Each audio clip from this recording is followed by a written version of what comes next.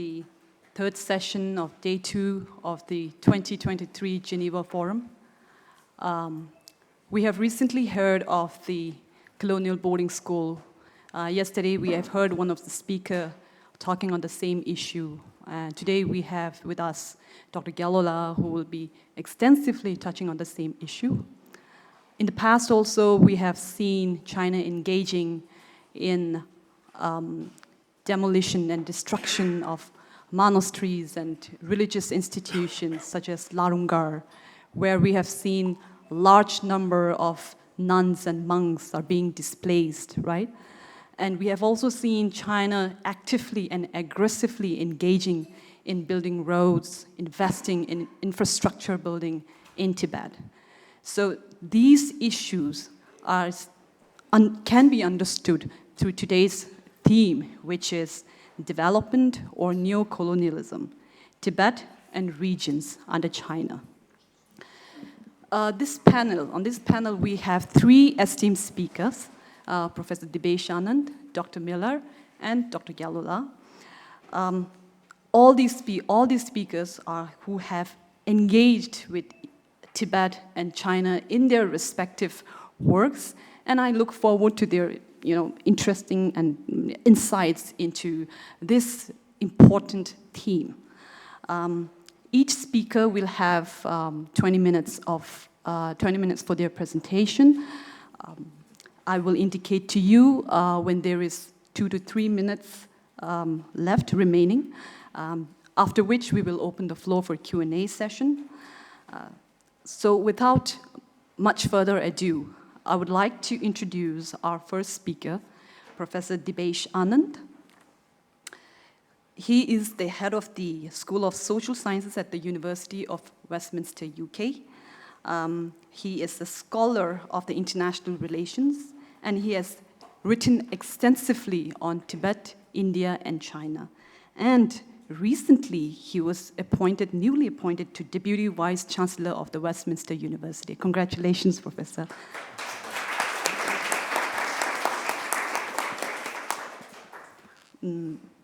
Over to you, Professor Dibesh. Yeah, sure. Please go.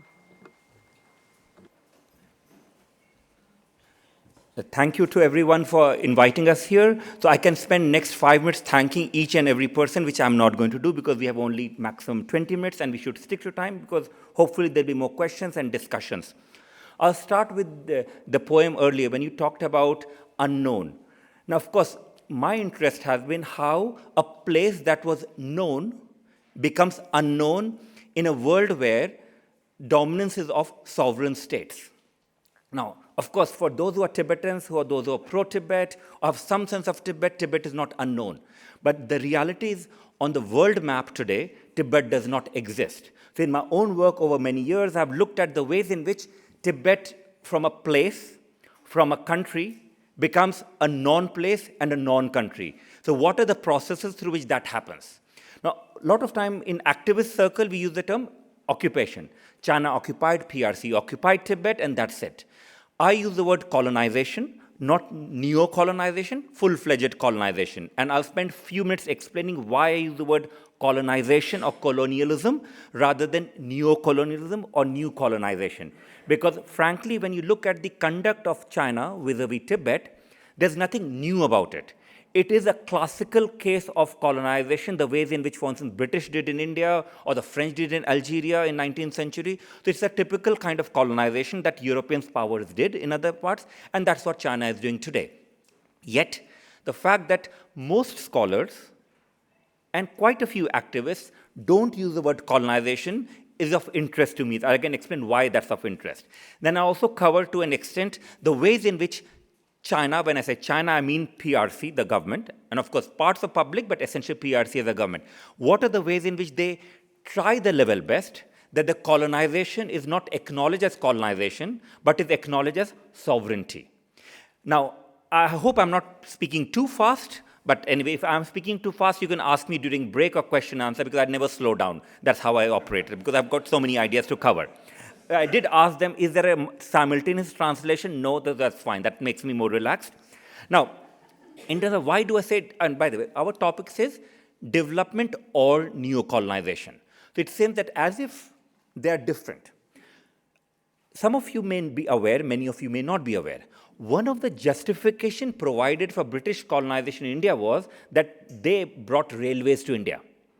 So the fact that there were famines that killed millions, that there was a dehumanization that affected tens of millions, was seen as somehow okay so long as the British brought railway to India. That's a classic, again, explanation of colonization. Colonization was never about brutal rule alone. It was also about justification of that brutal role in the name of development. So the fact that today China claims to bring development, and it does bring some kind of development, does not mean that it's not colonization. Because colonization has always involved transformation of local society and economy to make it completely dependent on the colonizer. So if you take example of Tibet and China today, the railways, the building work, the health services, the forced settlement of nomads, all of this is done in the name of development. And in some cases, you would see it's a development because they built railways, roads, etc. But if you look at why is it being done? Is it being done to make Tibetans empowered? Is it being made to make Tibetans feel confident enough to ask for rights? It's not. All of this is done to make sure that Tibet, that was historically, economically not dependent on what's seen as mainland China today, so what's China in the past, is become dependent on it. So in 1959, 1957 to 59, at that point in time, PRC was quite keen that, of course, you had PLA in Tibet. After 1951, you had People's Liberation Army. The rise for People's Liberation Army did not come via China, it went via India. So there was a trade via Kolkata, which was Calcutta then and Kolkata now, then Kalimpong, and trade went into Lhasa because the idea was for PLA, so People's Liberation Army, to be fed, they had to depend upon trade from via India. Almost 80 to 90% of trade and relation of Tibet economically was with Nepal, India, Bhutan. What happens in 1962?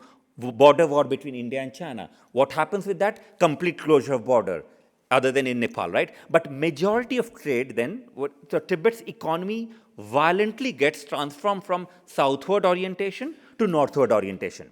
So today, when PRC claims that they're subsidizing Tibet, that Tibet is dependent on Beijing and mainland China, they're ignoring that basically it was a product of a history where it was violently, its economy and traditional trade relations were destroyed, stopped, and made northward oriented.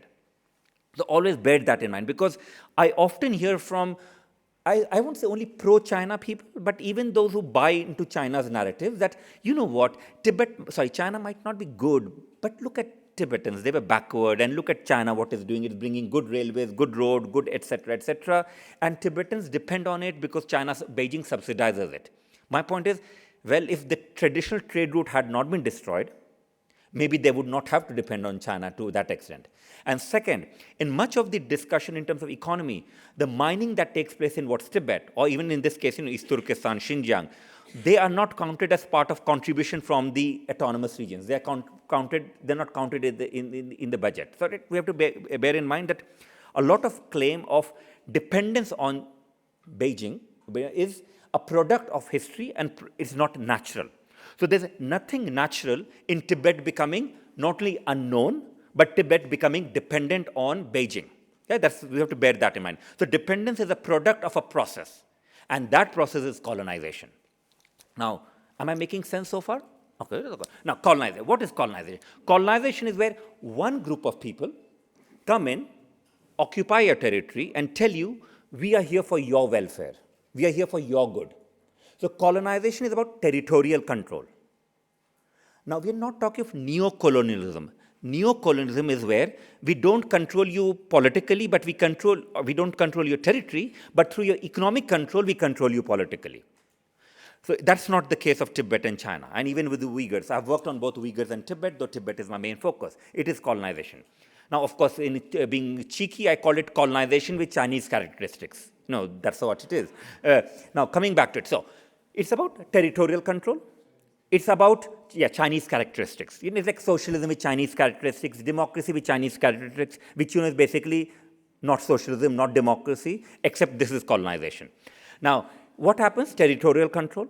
Then there's political control. So if you look at how both Uyghurs and Tibetans are governed, is not only that we control your territory, your homeland, which is our territory now, it's part of the motherland, not only now but forever, in 5,000, 6,000, 10,000, whatever years, right? That's there. But there's also political control. So the only time when Uyghurs, I'm talking especially Uyghurs and Tibetans, but Uyghurs and Tibetans get seen on political stage in China is when they are wearing traditional clothes. Okay, I'm not wearing traditional clothes, but I'm traditional clothes, and are always thanking central government for something, right? So it's always a narrative of them, Tibetans and Uyghurs, being grateful to Beijing. It's never about equal. It's never about citizenship as equal. It's always about gratitude. So territorial control, political control. Third, of course, is economic control. Again, I'll not go into it. You would have learned, and we have various speakers talking about it, complete economic control. But as I said, that economic control is not a product of history. It's not traditional. There's nothing natural. It was naturalized through political processes under PRC. That's three. Fourth is social transformation.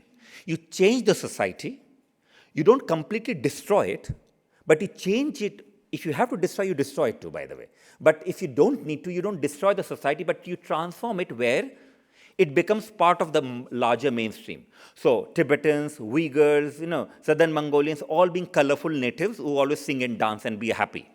Now, if you have come across, there's a magazine which is produced by United Front Work Department called China's Tibet. I have seen China's Tibet magazine since 1989. I think that's when they started it, around that time. Not in recent years, but for 30 years, I've seen most of the magazines. There are always pictures of Tibetans. You'd never see a Tibetan wearing, clothes, right? Which other, even forget others, Chinese people wear, right? Tibetans are never modern. They always have to be in a particular traditional clothes. And you never see a Tibetan not smiling. So even when you're talking self-immolation, even when there's all record of massacre, there's a record of suppression, there's a record of denial of human rights, you only find Tibetans smiling. Now, of course, when you have an earthquake, then they can't smile, but then they're doing this. So you have got the Chinese officials coming and they're doing this. So that is the narrative. What it tells you is that the key way in which China governs and represents itself in Tibet is not only about territorial control, political control, economic control, social transformation, but through what's called paternalism. Younger brother, elder brother. We are the younger brother, elder brother, you are the younger brother. So you don't know what's good for you, we will tell you. We are here to govern you. We are here to help you. So the whole idea then is somehow it is the Chinese who are the victims of Tibetan backwardness. It is somehow the Chinese who are the victims of Uyghur backwardness. And they have not only the responsibility, but also the right to make them modern.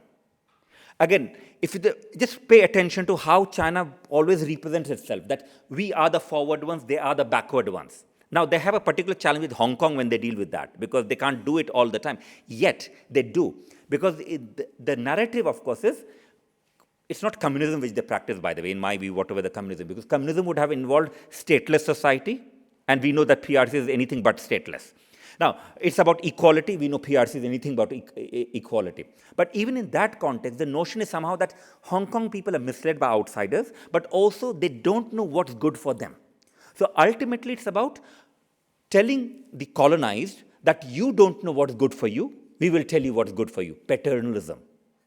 And in my work, I'm very clear that apart from talking of political repression, economic dominance, social control, all of that, which we have to, we also need to be good at acknowledging and recognizing the ways in which paternalism, the father figure idea, is used by China to domesticate the population and eradicate the history and ultimately make them part of it, right? Paternalism, crucial part. Military control, violence. Of course, I will not go into detail here. I'm assuming most of you would be aware that you can't have colonization without violence. China is violent in every way possible. It's brutal violence of a direct kind. It could be concentration camp. It could be killing. It could be incarceration, imprisonment. It could also be epistemic violence where your history, whatever your history is, erased and made it into part of motherland, right? Now, so what we find is violence. But my interest, of course, is rights organization focus a lot on violence. My interest primarily is we also have to acknowledge the paternalism part and not see it as somehow less, not see it as benign, not see it as less dangerous, because essentially the control over Tibet and Uyghurs and others is about also controlling the approach within China of how majority of Chinese people see Uyghurs and Tibetans. So they have to manage that. And for that, if they say we are just controlling them because we want the resources, we control them because we want to kill them, no one likes to be seen as killer. Okay, some people do, but most people don't, right? They always like to see themselves as somehow good, enlightened people who are helping others out. It is through paternalism and benign nature of Chinese rule that is justified internally, but also externally. Now, if you have ever interacted with Chinese delegations that come out of China to talk about Tibet, recently also on Uyghurs, you'll find that they're always talking of development. They're always talking of welfare. They're always talking of what I would call paternalism.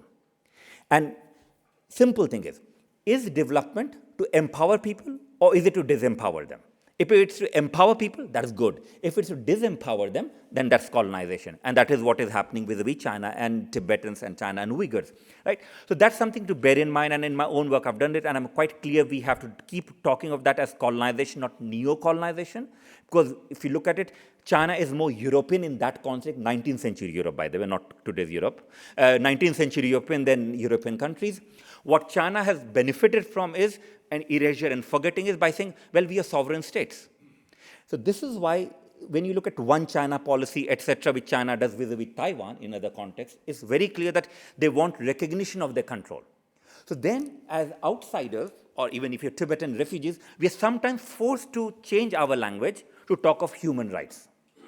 Of course, it's about human rights, but it is also about right to self-determination. Do people, a collective people, have the right to determine for themselves whether they want to be part of China, they want to more autonomy within China, they want independence from China, or they want the fourth option? But ultimately, the self-determination is the idea that it is the collective that decides for itself. And they should have the right to decide that, an opportunity to decide that without fear. We know that that does not exist in cases we are talking about here. So the regions under China. So I'm glad that we're talking regions under China, not regions in China. Because the second thing which Chinese government does, of course, is it influences discourses around the world in changing our language itself. Now, I can see some familiar faces on social media or outside. We are not guilty of that. But don't be surprised if in university context, and I am a university professor, majority of people start using the language which Chinese government wants us to use.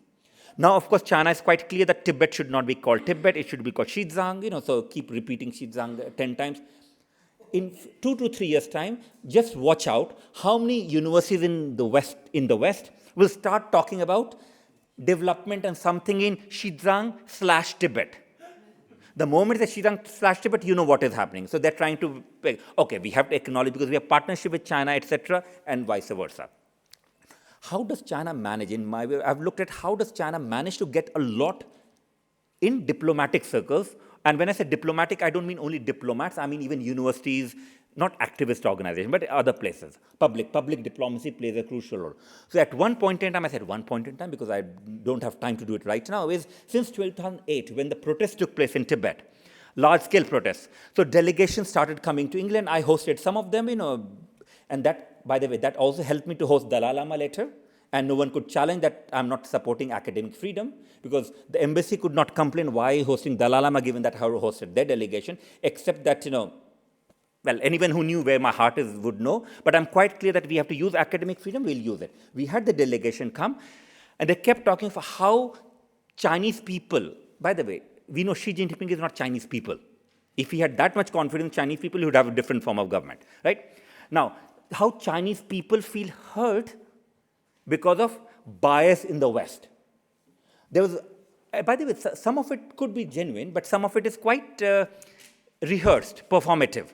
So I would see, how many minutes do I have? Sorry. 4 minutes, that's fine, yeah. So what I found was that students will get up. It was very rehearsed because I would give talks on Tibet, and I would get same kind of questions everywhere. So it's quite rehearsed, beyond a point. I'm not saying rehearsed means they are somehow paid by the Chinese government or by the embassy or they're being watched. It could be surveillance. It could also be buying into the nationalist myth. Some people buy into it. So the notion was, why is BBC so biased? Why is CNN so biased, right? So that kind of thing. And many Western scholars would use the language, you know what, we are quite biased. We need to give everyone platform. I said, actually, I believe in it. I also asked, will we get platform in Beijing? Will you also ask for platforming of us there, right? Of course, the answer, is silence, right? Now, that silencing in the West, in particular, I could talk of India also if you want during question answer, silencing in West is what is quite ominous to me.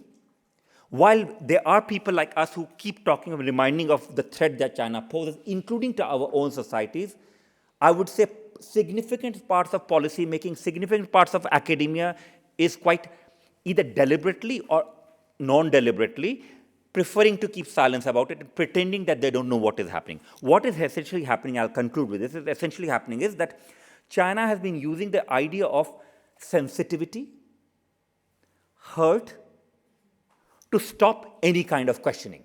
So if you say, you are having concentration camps in East Turkestan, Xinjiang, you're hurting our sentiment. Okay, you're being anti-racist. You're being racist, not anti. You're being racist. You're being xenophobic. So somehow, and I'll conclude it. Remember, there was this advert from Mercedes, was it Mercedes-Benz? That had an advert of His Holiness, the Dalai Lama on Instagram. Okay, some of you are not Instagram, so you might not know what I'm talking about. But on Instagram, there was an ad with Dalai Lama's quote saying that, look at something from all perspectives and you'll be wiser, or something. That was an Instagram in China, and then, of course, that had to be removed.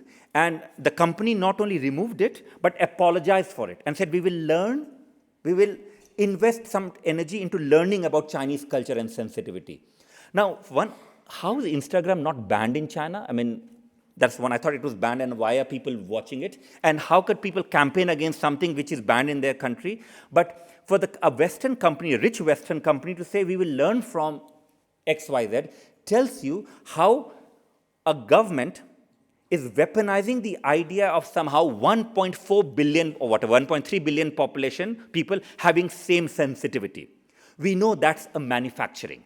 And that I want to end with that, is that manufacturing reminds us that we are dealing with not only a colonization, but we are dealing with a country that has been quite successful in representing its colonization as somehow anti-colonial, by always saying the West is jealous or India is jealous or someone else is jealous, and by blaming the outsiders. And third, we have to be very careful in the language and discourses we use outside China. We are not directly under control, that we don't start using the language and vocabulary that China wants us to use, because if we do it, then rather than being anti-colonial or decolonial, we are actually complicit with colonization, and that's not something healthy. Thank you so much.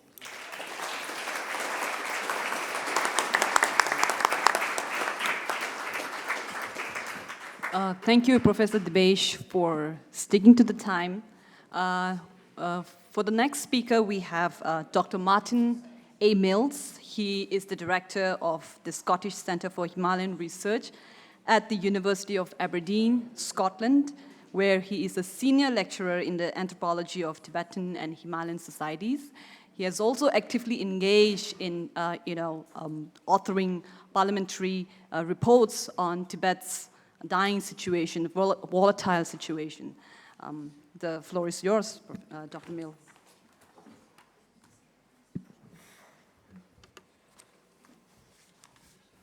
Now, I'm actually, are these on? I hope so. Can you hear me? Yes? Okay. I'm going to need some slides. Would be lovely.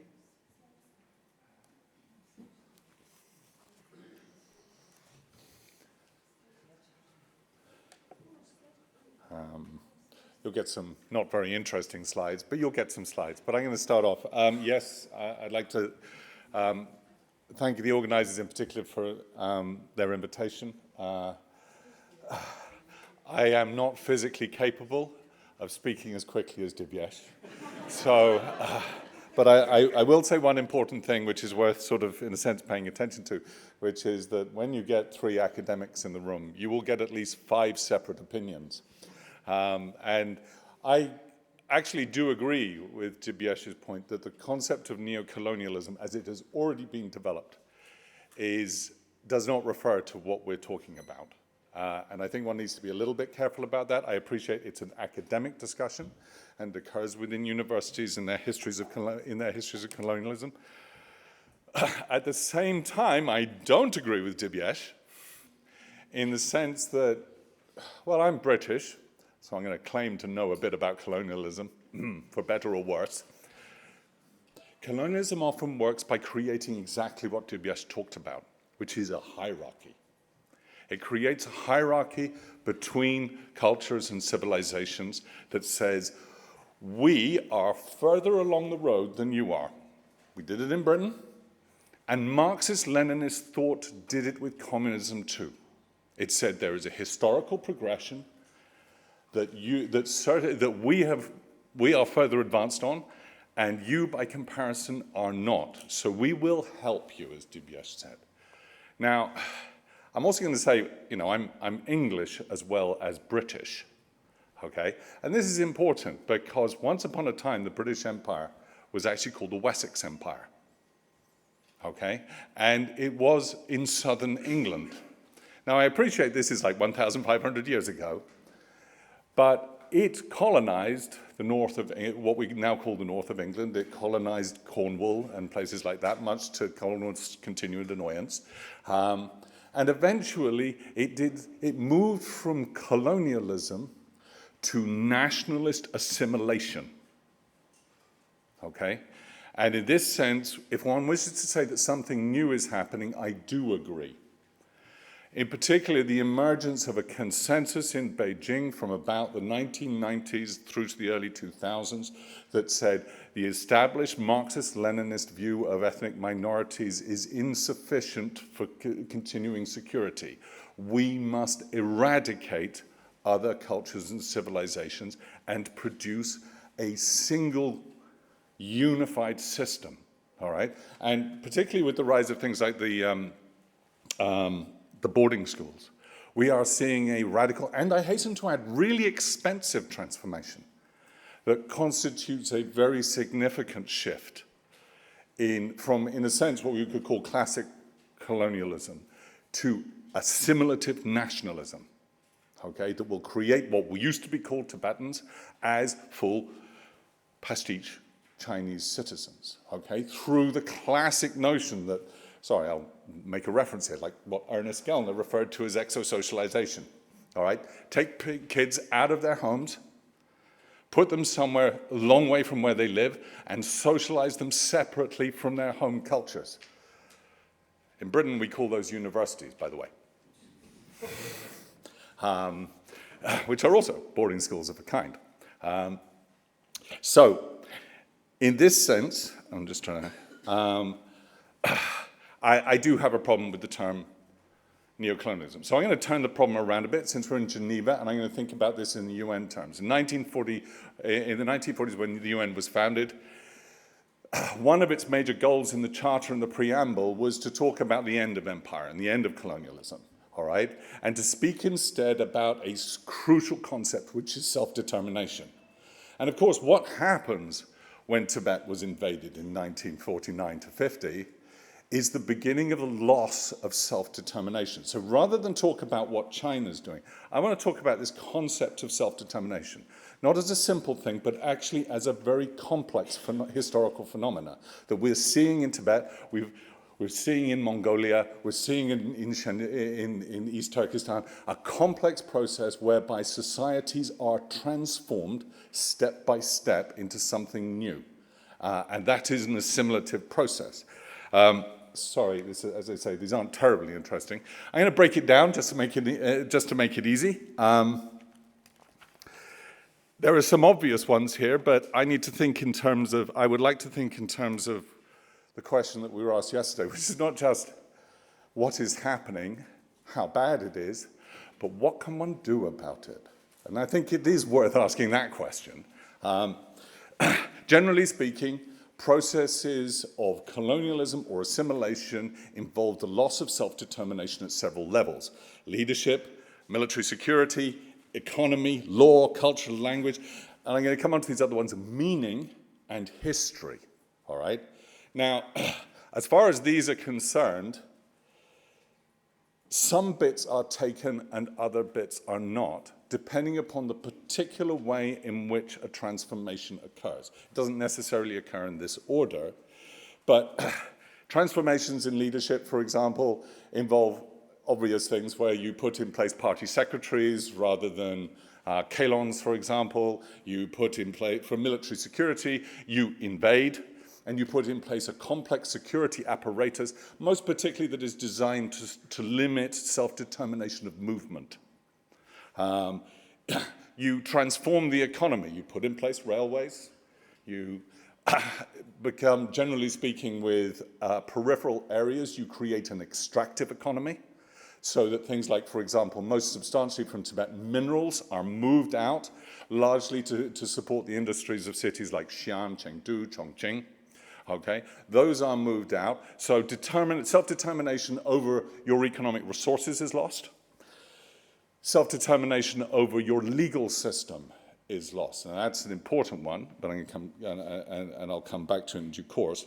Self-determination over things like the performance of culture, religion, language. Those things are progressively lost. In an assimilative situation, they are simply destroyed. Now, in all of this, I want to come back to these last two here. I identified these last two because they are actually the most important and because they are the ones that are most contested in the international sphere. Because we're not actually talking about Tibet as a hermetically sealed thing. Why? Because the Tibetans in this room are here. Because we are in Geneva, because we are talking about this. So we're talking about now, here, and us, okay? And that is the question of the self-determination of what all of this means, of what particular events in Tibetan life mean, and of how we describe history, okay? Now, sorry to give you the kind of political anthropology lecture here, but there we are. I'm an academic.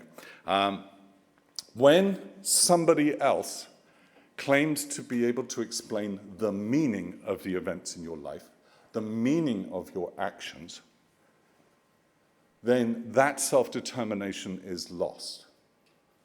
As British colonizers, we did this with anthropology, amongst other things. We explained the meaning of indigenous practices through our theories. The Chinese Communist Party, up until recently, explained the meaning of cultures in Tibet in terms of Marxist-Leninist historical theory and sociology. The second is the question of history. Now, here, there are... Oh, sorry, I'm going to stop momentarily. Let's come back to meaning for a second, because I want to break that up a bit.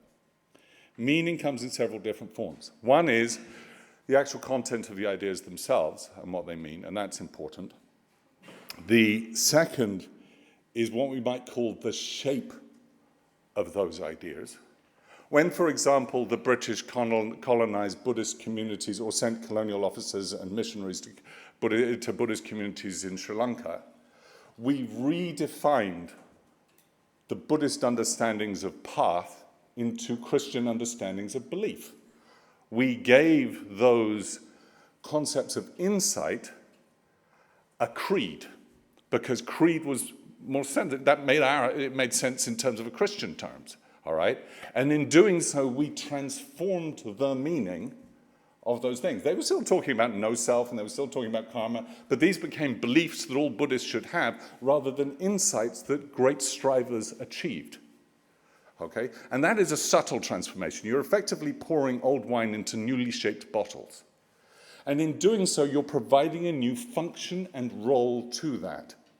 Okay? So one of the questions isn't just what people think and what people do, but what it means in terms of the semantic content, in terms of how it is understood as an explanation, and in terms of the function that it has in society. Now, that's a little abstract, but I'm going to give you some examples in a second. But I want to come to the last one. And I say this, I'm going to go through the quick run, because this is all true of Mongolia as much as it is true, and East Turkestan as much as it is true of Tibet. So let's keep it general for the moment. history, for example, is, well, everyone says, well, you know, the victors always get to write history.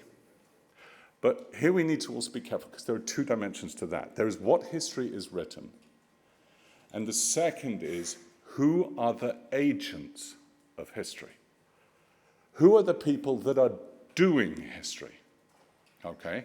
Now that is crucial, because when you say who the people that are doing history is concerned, if you say that, for example, that the history, and let me come to the bluntness of this, because it speaks to the nature of this conference. If you say that all events in Tibet are determined and made and created by the Chinese Communist Party, and everyone else is responding to it, that is the colonization of history, because you said who the major agent is.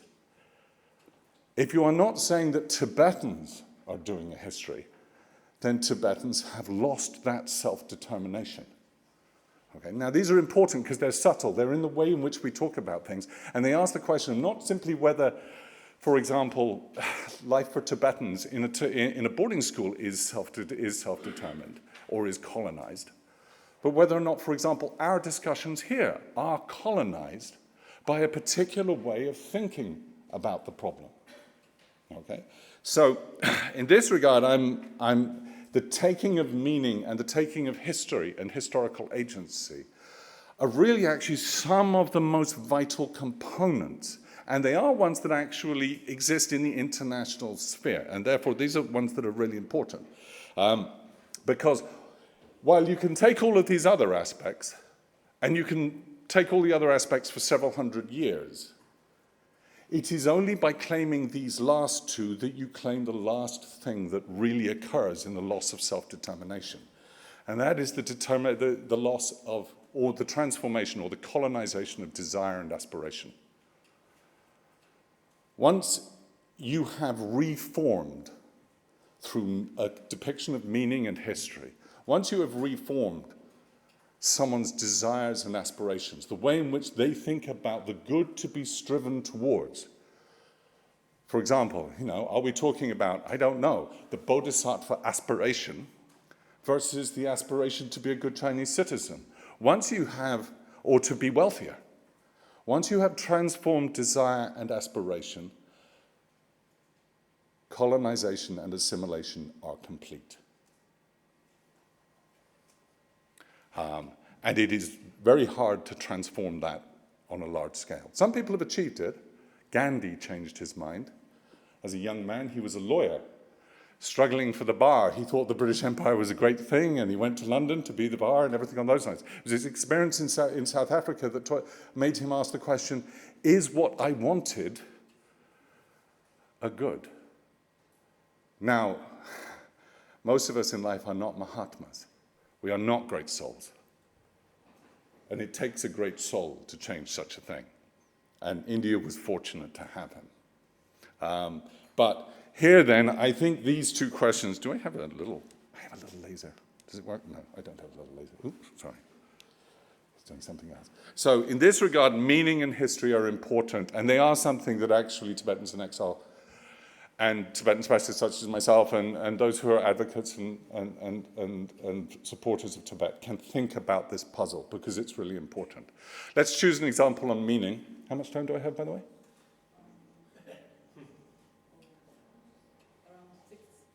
Around 5-6 minutes. Okay, I'm going to choose a couple of examples.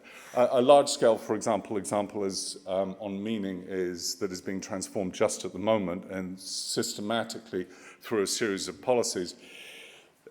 Is, for example, is the role of religion and the concept of normal religion in Chinese law that takes the idea of religion and puts it within a very specific bounds that are servants of the state.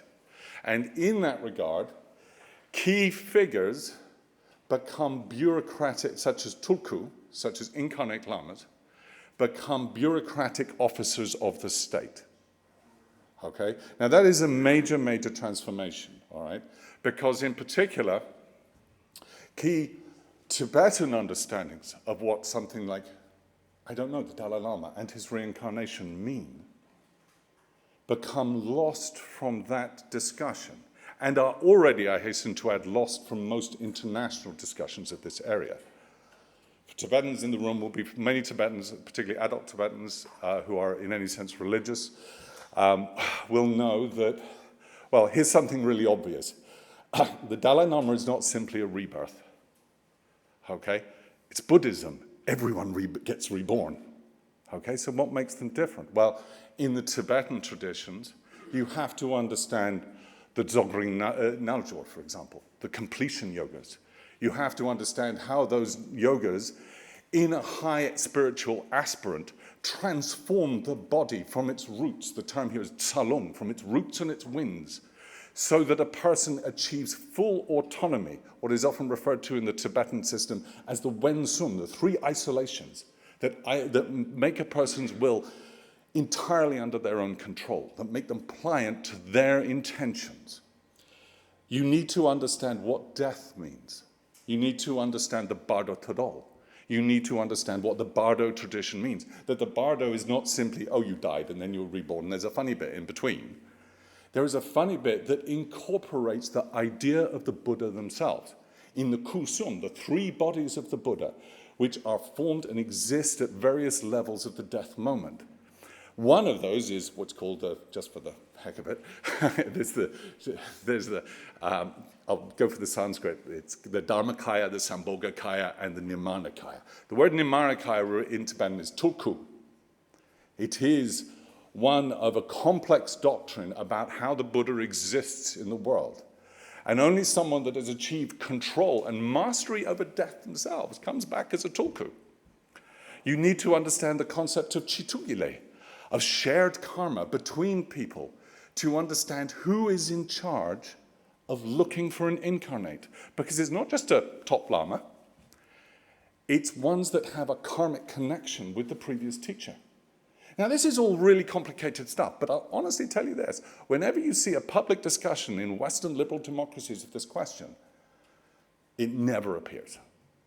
Instead, it is reformed with, it is simply provided with a simple thing. They kind of say, well, it's a little bit odd, but we all know what Buddhist reincarnation is, don't we? Well, the answer is no, most people don't in this context. And they don't understand, therefore, what makes the Dalai Lama the Dalai Lama. Now, here is an area where the self-determination of Tibetans, I think, is too weak. These are areas where Tibetans should assert their self-determination over the meanings of those key Tibetan events, processes, and institutions on the international sphere. I get it. You know, you want your friends in the West, and they have a relatively simplistic understanding that they popped out of Zen Buddhism back in the 1960s of what Buddhism probably should be. But that loss of that complexity of ideas, that massive tradition,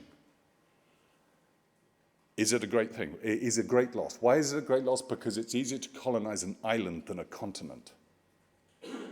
If there are more ideas, the more complexity, if it can be shown how great those ideas are and how large and complex and difficult they are, it becomes obvious who is in charge of them.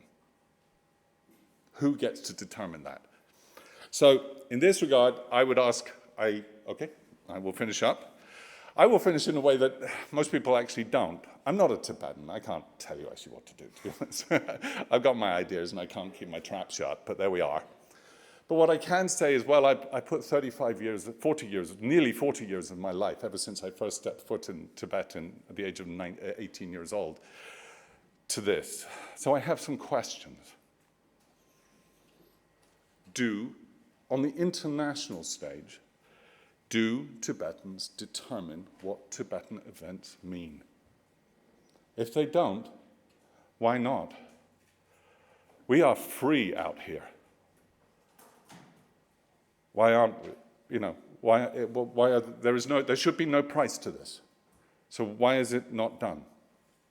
Secondly, have Tibet and Tibetans simply become victims of a Chinese history in which China is always the agent, of which the most is you can say, oh, well, we're resisting Chinese rule.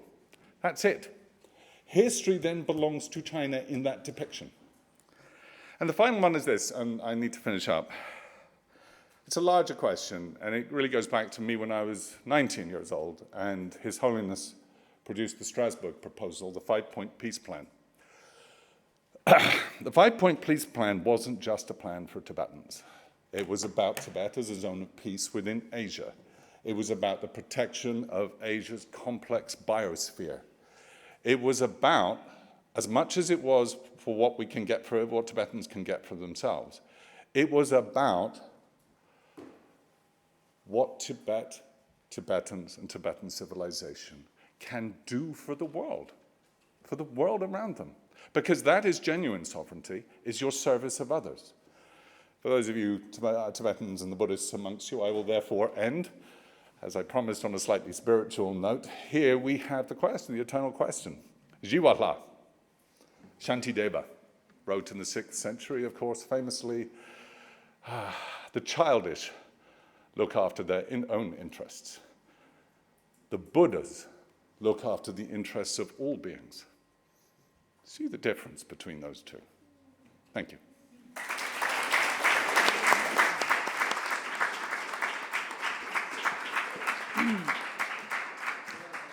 Thank you, Dr. Mills. We are right on time right now.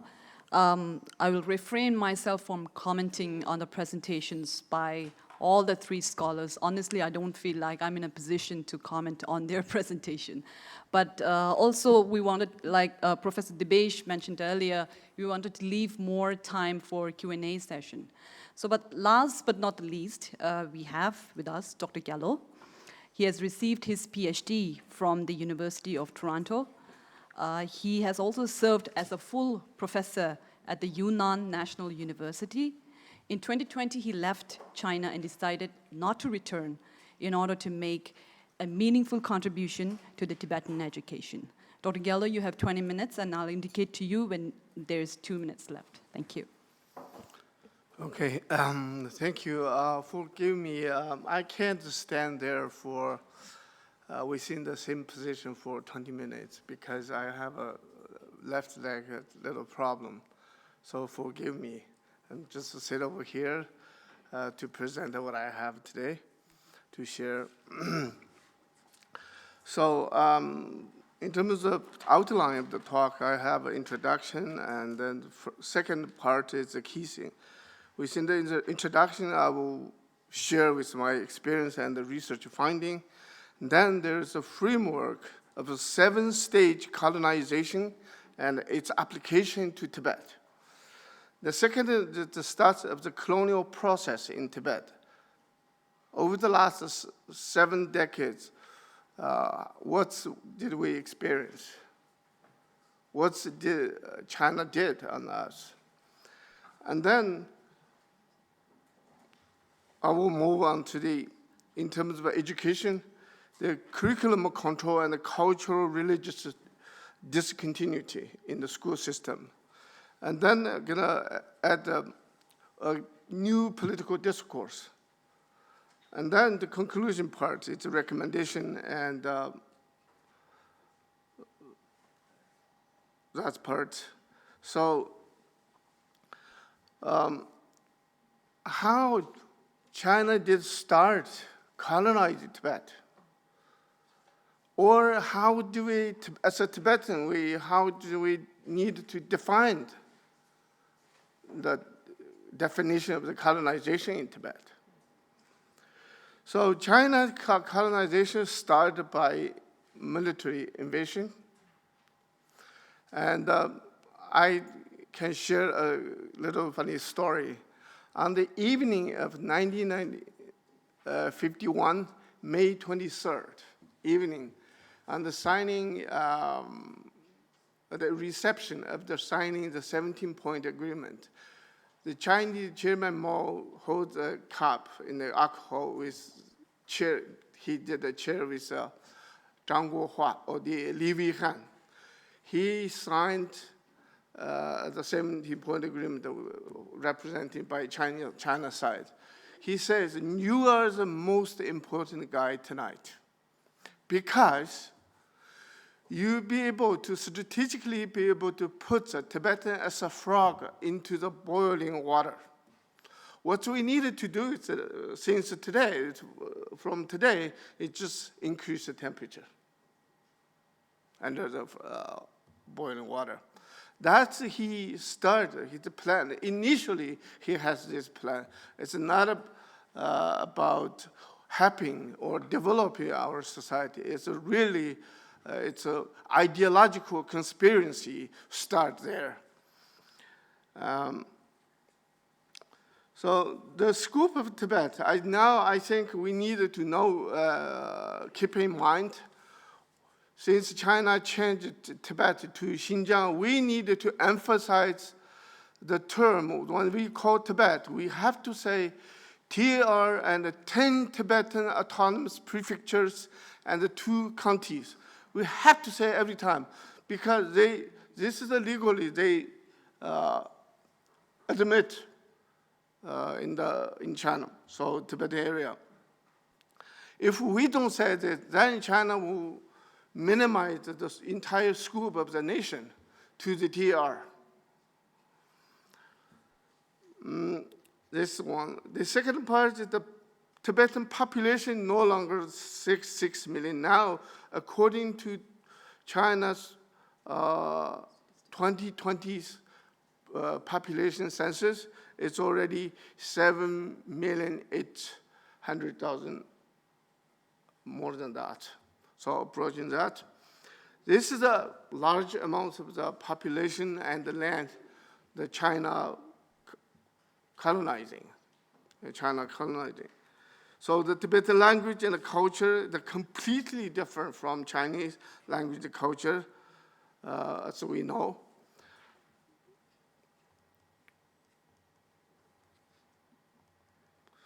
So the 7th stage of the colonization and its application to Tibet.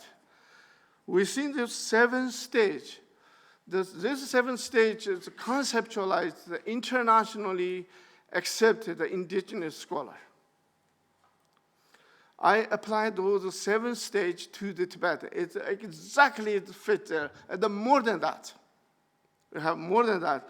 First, the forced penetration of the colonizing group. Second, the social destructiveness.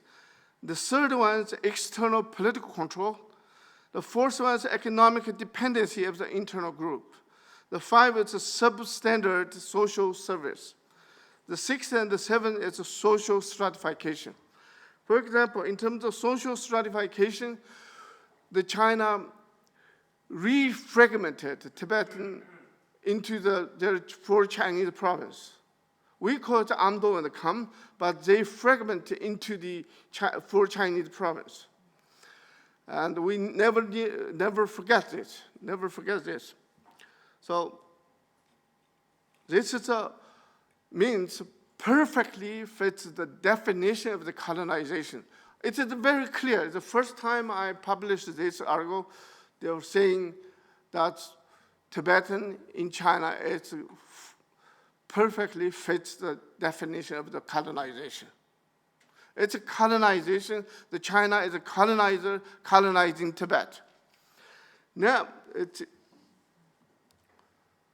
so in terms of the education parts, the China's colonial education in Tibet, the education parts, they have 3 types of boarding school.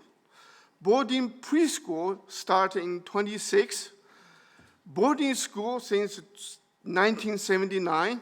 Boarding native school started in 1984.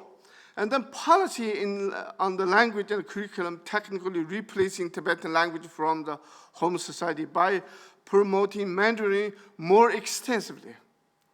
And the Chinese government is intending to remove Tibetan language as a medium instruction from the entire Tibetan education school system. I personally heard one of my sister-in-law, who was the primary school teacher, she crying. Aga, he says, brother, do you have any idea? Our school principal already announced, holding the policy document saying, within the 5 and the 10 years, the China will completely remove Tibetan language and culture from the school system. And then all those young teachers are facing the challenge, even not for national struggle, even for their survival. This year in Qinghai and other province, Amdo part, they already implemented that policy. The Sichuan part and Kham part, they already announced this. From next year, they're going to stop teaching Tibetan language and culture in the school system. Then, what that means? A nation that is shaped or reshaped from school, classroom. That's why China using the education system as a fundamental tool to achieving the colonization goal, the goal of the colonization.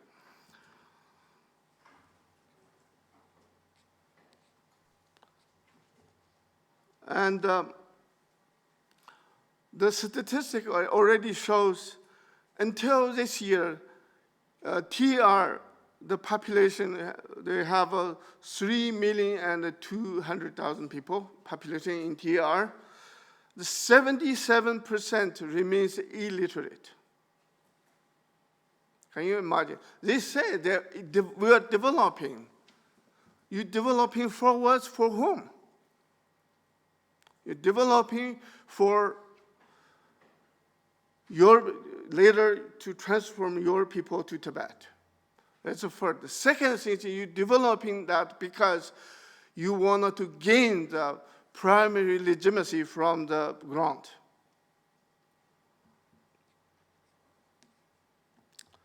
Then that part, within TR, we have a junior college students or above students, the 400,000 about. 1,700,000 still remains primary school level. It means not education received. Then from 2000 to 2020, how many Chinese population increased in TR? In 2000, they have 160,000.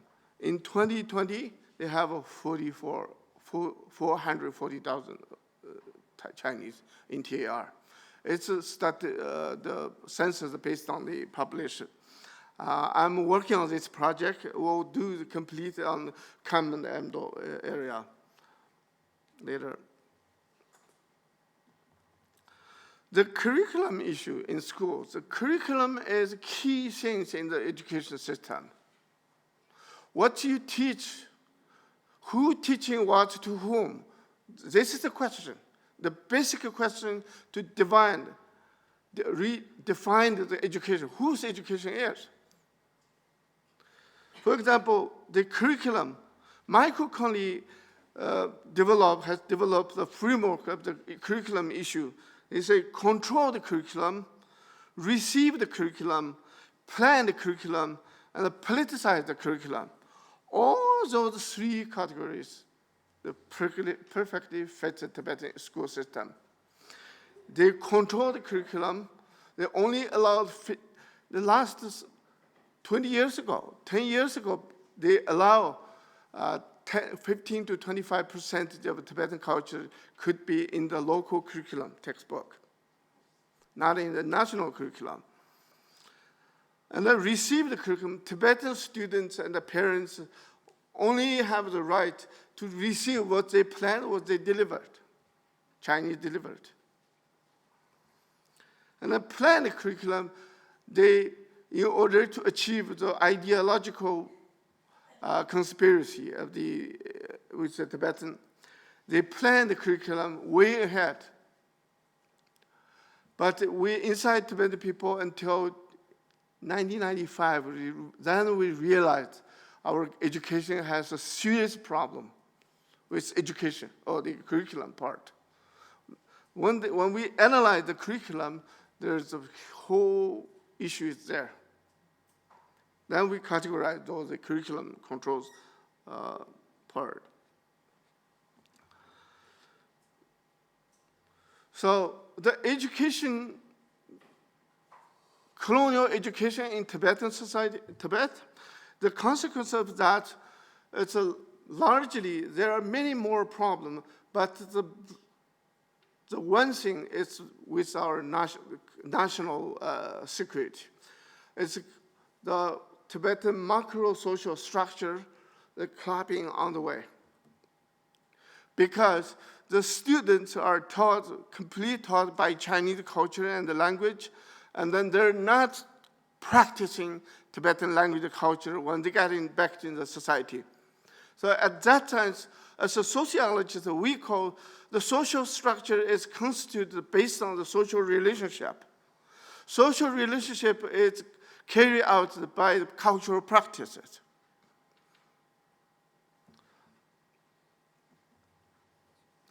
So the school system in Tibet is violating the 8 of 10 fundamental human rights. For example, violating child's right, violating women's right because they're young, such young educators taken away from them to the boarding school. And the women wanted to hug their kids in the evening when they came back from the field. Not there. So it's a women's right and violating the cultural right and the religious right and the right to the nationality and violating the educational right and violating the right to the way of the life and violating the right to the justice.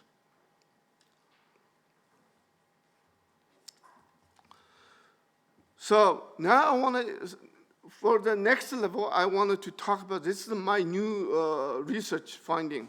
I want to talk about this. Where is China's primary legitimacy and authoritative possession in Tibet? I have done all those categories, historical relation of Tibet to China, and the 17-point agreement, social cultural connectivity between Tibet and China, and the resistance from non-stop resistance from ground over the last 7 decades. And then China's authority system in Tibetan society. What they have now? And then the feature of China's position in Tibet, it's quite interesting. I already categorized here. I can share. So this year, inside Tibetan people already saying, just realizing, oh, this government has nothing to do with us. They're harming us than they're helping us. What's the strategy they're using? They wanted to get a good policy to be nice to the people, the living people, but at the same time, down deeply, cutting off the cultural and the religious root. That's their strategy now, they're practicing.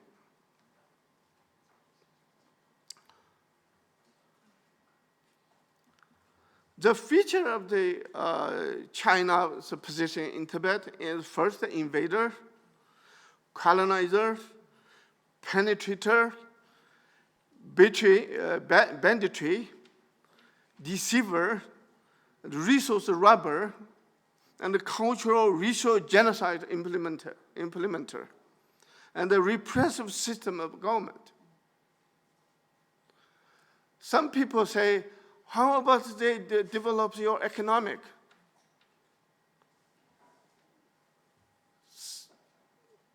So far, I experienced, my personally experienced, my mom passed away in 2011. Until he passed away, he never touched Chinese currency in his entire life. To the 2020, the Tibetan people, even in the village, they can't survive without Chinese currency. The situation changed radically like that way.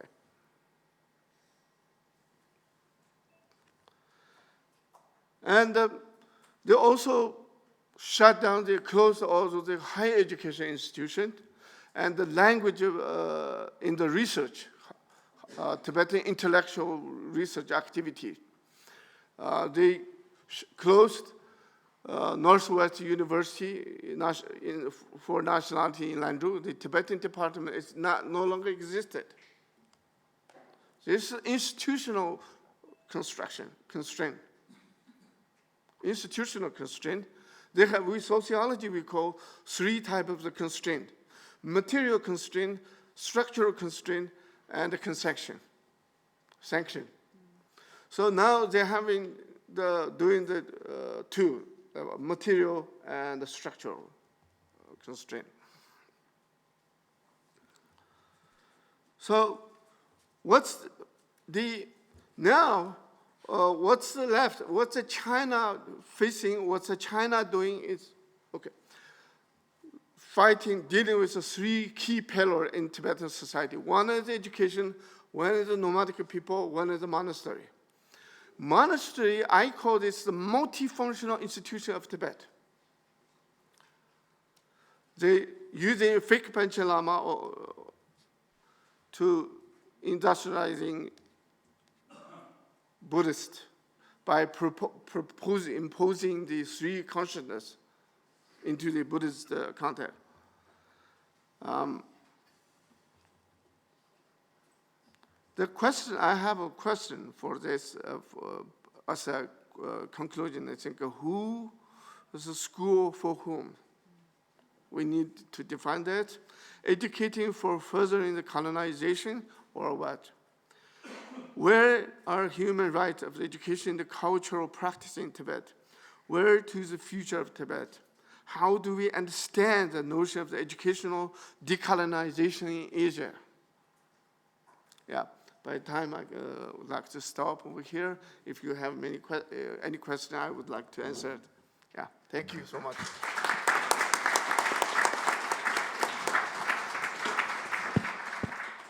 Thank you, Dr. Gallo. I'm sure he has a lot more to say in his presentation, I can see from here. And we will dwell more into the colonial boarding school during Q&A session. I will open the floor for questions and answers. And instead of taking individual questions, I will collect few more, 2 or 3 questions, so that we will get more participants to ask questions, right? If anyone would like to raise their first question.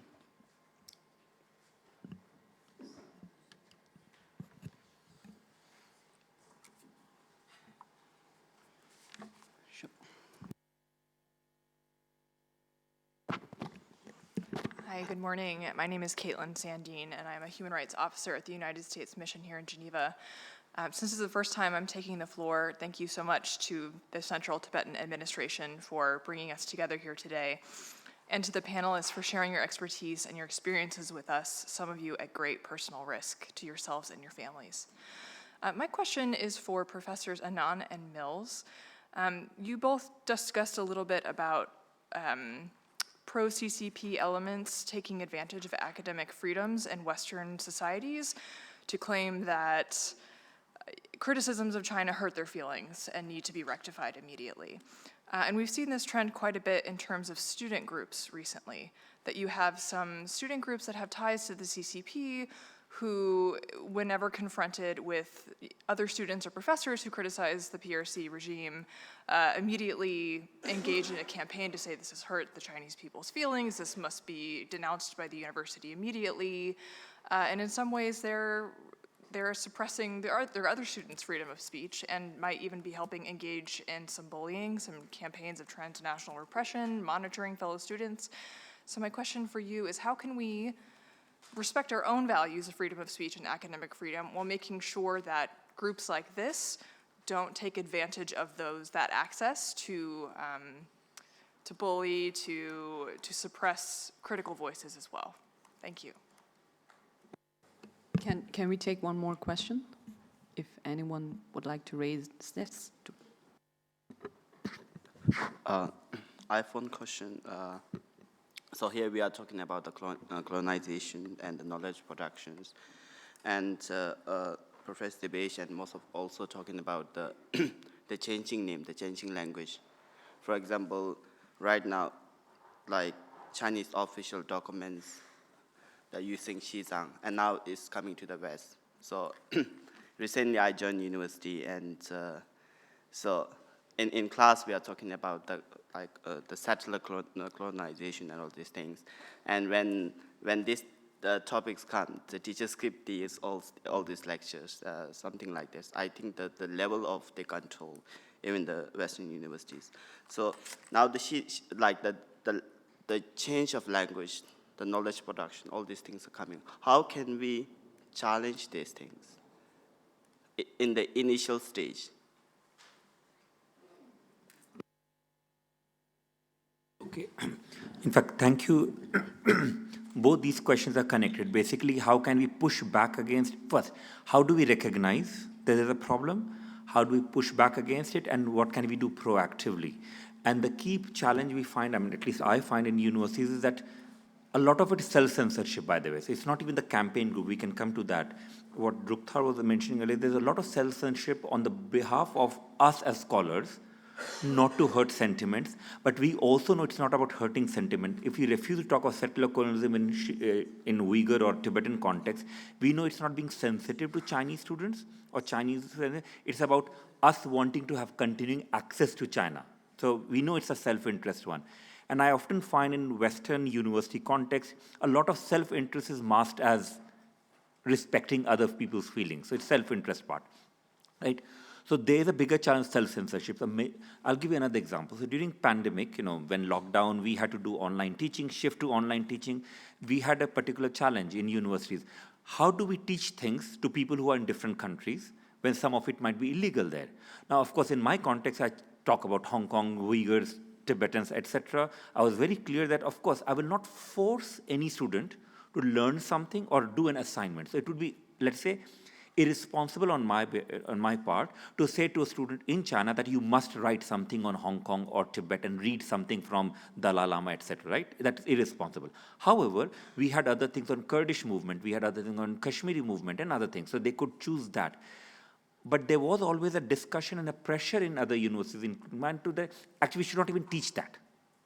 So the way I got and pushed back against it was saying that now I identify as queer. In many parts of the world, my identity is illegal. Are Western universities expecting me to censor my identity and stop teaching about LGBTQ rights because some students might be living in countries that's illegal? So, of course, the answer there was no, don't do it. So we have to push back. When I said we have to recognize pushback, what you can do as a student is speak out. That's important. You might be one, you might be two, compared to some other students, but you'll always have allies. So if you don't speak out, it will always be erased. So that's an important part. Going back to this being very calculated move, it was, and a lot of it is organized. I have found that students from, let's say, even mainland China who come to classes one-to-one, in most context, they know my views on Tibet and China. They'll come to me for supervision. They're fine with it. But in classroom, they either go silent or they adopt a position which is quite different from the position that they have one-to-one. And of course, we know that's because of, again, self-censorship vis-a-vis other students. So the key challenge a lot of students from China faces, not trusting other students from China rather than something else. Now, what can we do about it? In university context, at least be aware. Now, coming back to what academic freedom part is, if in the West, in general, we are more consistent, which we are not, about academic freedom of freedom of speech, I think we'll be in a better position. Different context, now we know what's happening with Israel and Palestine. Universities are under pressure to have flag of one or the other. Universities that had Ukraine flag, by the way, I mean, I'm someone who opposed having Ukraine flag in university context. Whatever my personal views of criticism of Russia is different. As institutions in international context, better to stay neutral is my position, right?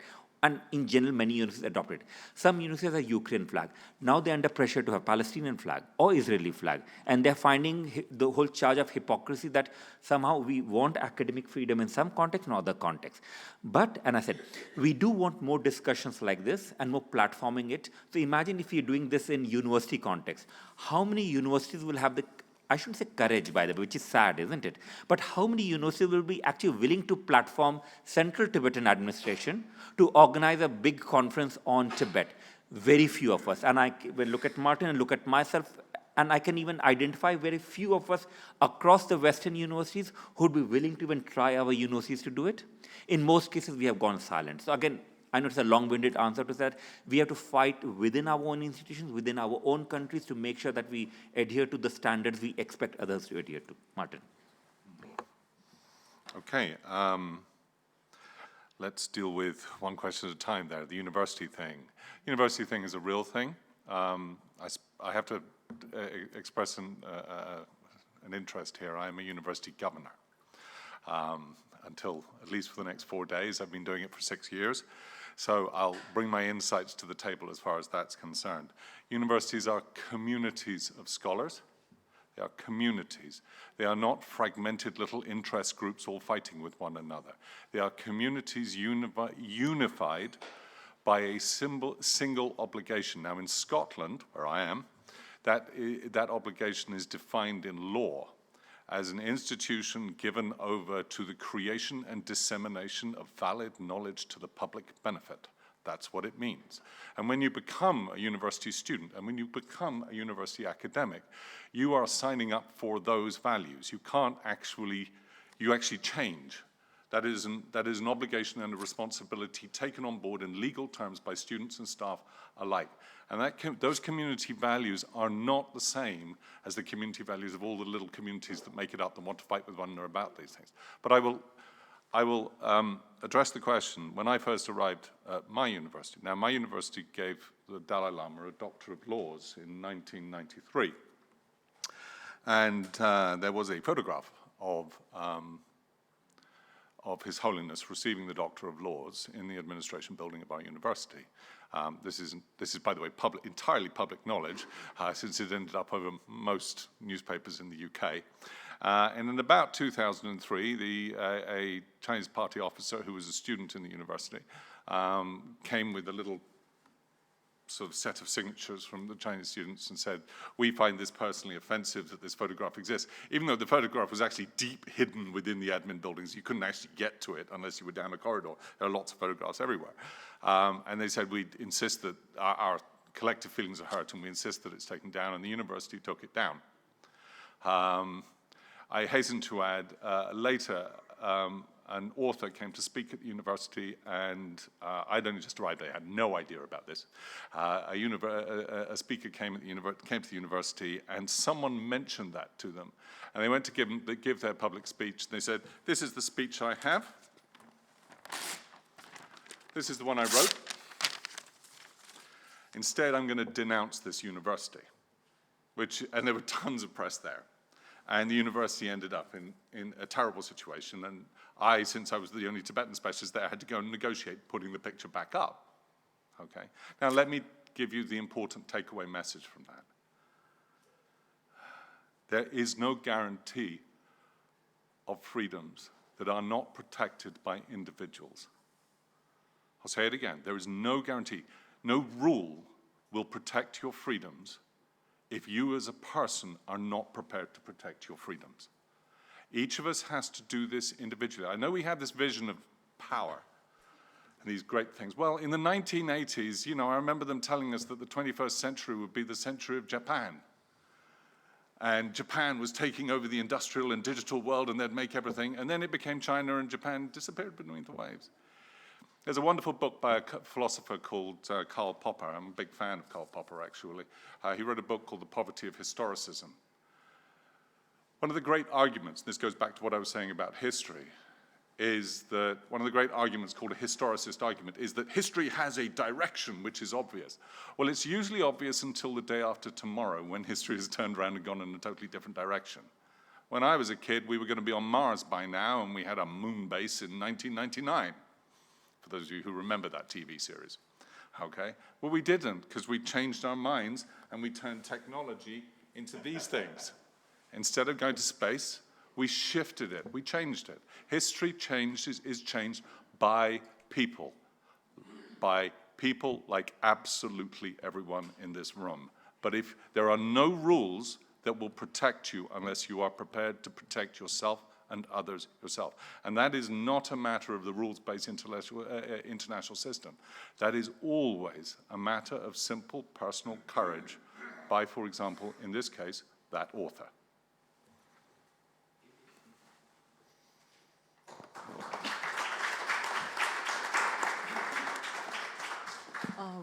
We still have a few more minutes if you have any questions to Dr. Gill. Yes, please.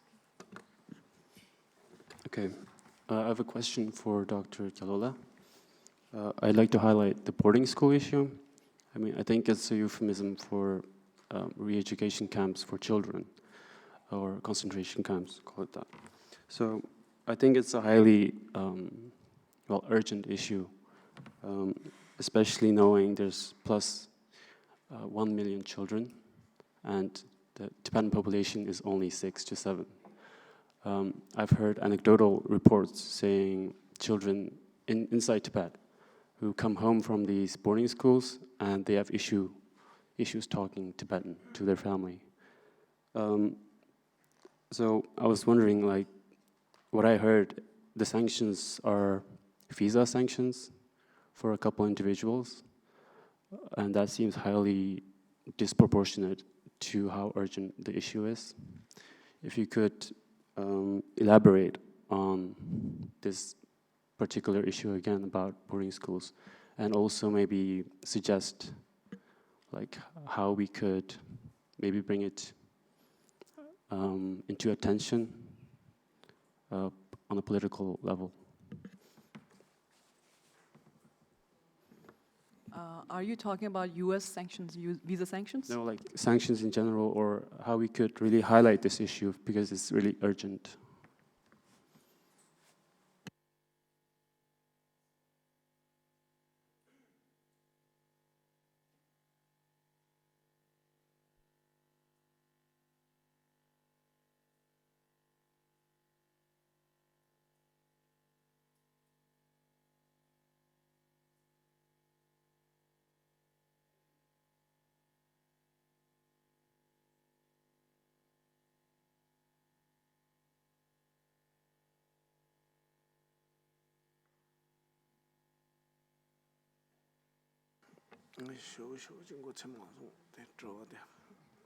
I'm sorry, would you like to reframe your question more precisely? Because both of us are a little confused. I'm sorry. It's just my personal opinion, but so what I said is I think the issue where above 1 million Tibetan children are in these camps being syncretized. And we talked about self-determination, but their self is being changed. So even if they're given a full rights to self-determination, it wouldn't be like an authentic one. So within, like, say, 10 years, these people will not really be Tibetan in an authentic way. So if there's like, the only sanctions I heard are the visa sanctions, but I feel like it's not enough in a way. So if you could give it attention on like a global scale, more attention, that would be good.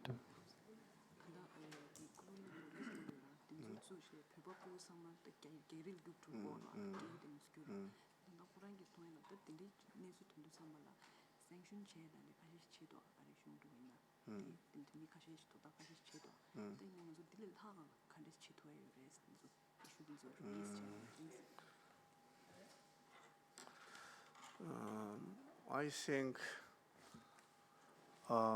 we need to upgrade the level of the narrative of the colonial boarding school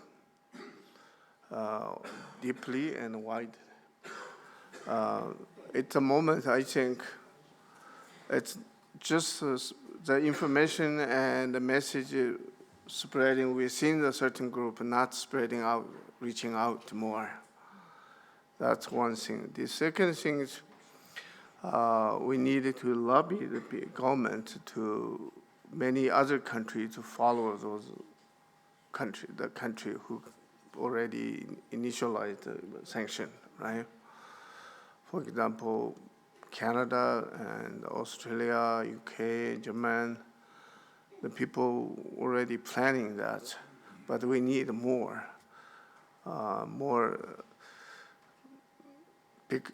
The China now, they're facing the very challenging within their leadership, central leadership, having so much problem. On top of that, if we be able to increase the sanction on them, then it will be effective, I think. It will be effective, yeah.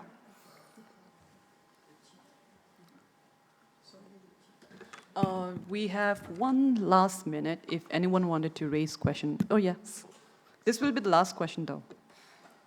Sorry for my poor English, but I'm always surprised. Last year in Barcelona, there was a meeting. This year in Praha, there was another meeting for Tibetan so. Today, we have a meeting, and no one is speaking about Convention of the Rights of the Child by UNICEF. Do you know it? UNICEF? There is in 1989, there was a convention signed in Paris. So what is, we shut up or what? We never mentioned that. And it's, all the relations are here. What to do?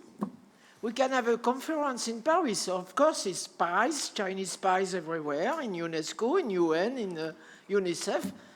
When I invite Vice President of Tibetan Women Association in 1992, we had a big conference. 1 week after, there was a big conference by Chinese in UNESCO, but we don't mind. She was speaking. So why we don't use this special institutions which are always infiltrated now by China? Even our computer, yesterday morning, was infiltrated, some pictures disappear. So we are not safe here. We inform some policemen, they are not ready to come, but We got your concern, ma'am. Okay, I'll answer that. What's a good question? My question is how to join UNICEF and UNESCO? I will answer that question as well. I mean, in the early 2000s, the Chinese state moved Tibetan nomads off an area between Kham and Amdo, the size of France. And it moved many of those into small little villages in the middle of nowhere that had just been prepackaged. They removed their traditional pastoral herds, separated them out, and everything on those lines. One of the arguments they used was that this allowed children to be educated. And they invoked the UN's Sustainable Development Goal number 4 of the right to a quality education, and they said nomads, wow, they can't possibly get a quality education moving around all the time, so this is just great. I mean, I would agree with you that UNICEF and things like we could. I think the fact that we haven't here isn't because we're suppressing it. It's just that there are other discussions that are occurring. When it comes to the United Nations, my colleague here a while ago expressed some disappointment. Our colleague from Mongolia, whose name I've terribly forgotten momentarily, expressed his disappointment with the United Nations. And Pemba Tsering expressed his disappointment with the United Nations 2 years ago, standing there. The United Nations is a tool to be used rather than a force to be reckoned with. And yeah, sometimes you have to be faster to the table to take the tool and use it for your own purposes, because if you don't, someone else will. I would also express my view that the United Nations is extremely good at wringing its hands in despair at things and not doing very much about it. You know, I'm a big fan of what organizations such as UNICEF and UNESCO and all of those organizations stand for, but they don't have the muscle a lot of the time to do it, and there's, in many cases now, there is a lack of will to engage in the world in those regards, and the world has become kind of confused and difficult in comparison with the 80s from then to now. So yes, in a sense I agree with your point, but I don't think it's because anyone in this room seeks to silence UNICEF on this question. And if you quickly, again, taking back the question, we have that energy, you have that passion, questioning, that is crucial because, of course, a lot of activists, I would say, have that passion. Then academics, we have our own passion, but we are generally slightly different in expressing. But what is important, of course, is for any colonized people to recognize, and we know it, that they don't have the luxury of one or the other. So any kind of colonized people, in this case, Tibetans and Uyghurs and Southern Mongolians, they have to find whichever way is possible to be creative, to survive, to change awareness, raise awareness, transform, and not wait for an ideal moment. So you're right. So we should be approaching whatever options are there as a state, as a non-state, using history, using culture, using economy, everywhere possible, because ultimately we do recognize that all empires collapse. But we have, I mean, in this case, if I focus on Tibetans and Uyghurs particularly, that they need to survive so that when empire collapses, they are there, right? So therefore, we have, as non-Tibetans, non-Uyghurs, it is also our responsibility to make sure that we are in solidarity as equals and not patronize them, but make sure that we do work towards decolonizing the region, we do make towards the recognition of human rights, and ultimately we are there to make sure that right to self-determination is acknowledged and flourishes. Thank you. Thank you so much, Besh. Unfortunately, we have to end the session right here. We are a little over the time limit. Let me thank all the three speakers here, and thank you for your time and your wonderful presentation. On behalf of the organizers, we would like to present a small memento, a token of appreciation to all the speakers.